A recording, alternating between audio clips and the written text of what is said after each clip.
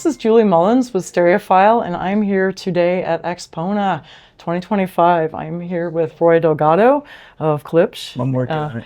Yeah, lead engineer, and you said speaker guy, as you casually put it. Speaker guy, yeah. That's basically what I do. Trained under Mr. Paul Klipsch himself, the man, the legend. Yeah, I worked for him 16 years. Great, excellent. Yeah. What do you miss most? I miss the beatings he would give me. Oh dear. Okay.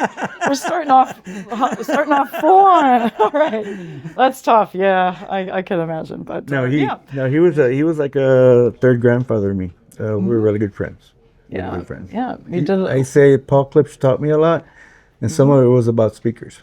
Okay. Well, I can't ask for more than that. But we have a cool introduction today of a very classic speaker that's been updated, and we'll talk about the Scala AL6. It's now available with an active outboard crossover, and it's an optional. Yep, is an option. Yes, yes. And those who already own Scala's new or older can upgrade easily and integrate with a little bit of switching the active crossover. Not because these come with a passive initially, and we made it so that the wiring on the back. You basically take off like 6 wires, and then you're ready to use the active DSP.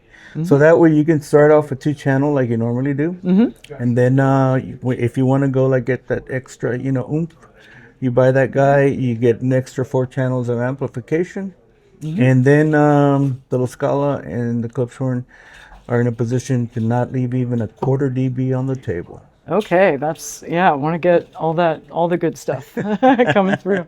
And these are a 3-way fully loaded horn classic speaker, originally made in 1946, the very first iteration. Is that correct? Actually, the Scala came up in '63.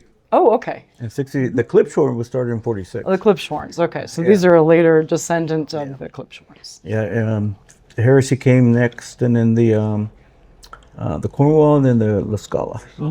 And the Jubilee, that's the top of the line now? Yeah, that one's kind of Paul's last project that he wanted to do, and I just kind of happened to know what he wanted to do when he passed away. I kind of just finished it out for him.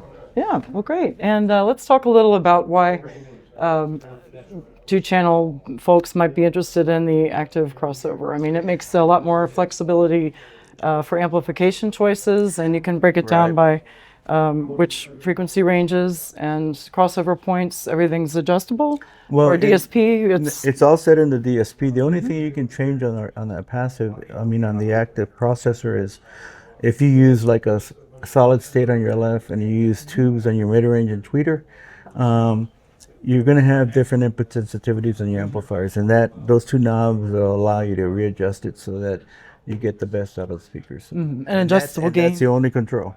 Okay. That's the only, because I'm kind of stingy that way. I want total control. Well, but you designed it to work, to just do its job, and get out of the way and not overcomplicate things. And well, it's like I tell people. I can't control your room, but I can control the way the speakers, what it can do. And so, but I'm sure there's some people that think that I don't do it right, but too bad, haha. I'm putting it in there myself because I want the speaker. We know what the speaker's capable of, and I can control the speaker, but I can't control the room. And so that's up to you. You can call Ryan at klipsch.com, and he will help you out. But basically, what the processor does, if in a fully horn loaded system, the LF tends to be the longest horn. And because of that, so you have such great delays between the arrivals. This comes out first, the tweeter, it's got the shortest horn, and then the next one is a mid-range, it comes out next, and then the LF comes out. And so what happens is, even at crossover, depending on how those crossover points are treated, you can have a little bit of smearing. Right, that time alignment, phase alignment is so critical to getting everything in order. And in the past, the way we got away with it is the Scalas and the Klipsch horn overcompensated just because of how dynamic they are and how efficient they are. And so I thought, well, we can still do that. We can still be efficient and dynamic.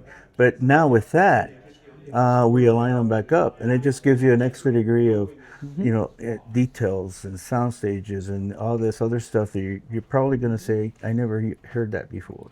Yeah, well, or areas where, maybe you want to sweeten the treble a little bit, so you might consider tube amplification there, and then Correct. solid state for the bass for more control, or Yep. something like that. You can customize and make it all Yep. hybrid if you wish to suit your, Oh yeah, your taste. absolutely. Now you're going to need 6 channels if you go with the active, Uh-huh. but specific bands, or you'd like a certain amplifier just because of the sweetness, like you said on the tweeter. That gives you the flexibility to do that. And again, because of those 2 knobs, it'll let you adjust the input sensitivity, so you'll be fine. And is gain adjustable also, did Yeah, you well, say, that- as well? Right, okay, the sensitivity or the gain. Great, and these are each 2 cabinets, and these come complete, and they're $14,999, is that? Well, for you, $5. Oh, okay, a few decimal places over. I like That's why that. I'm I not in like sales. that. Okay, there you go. Yeah, the speaker guy, so, all right, thanks. Sure.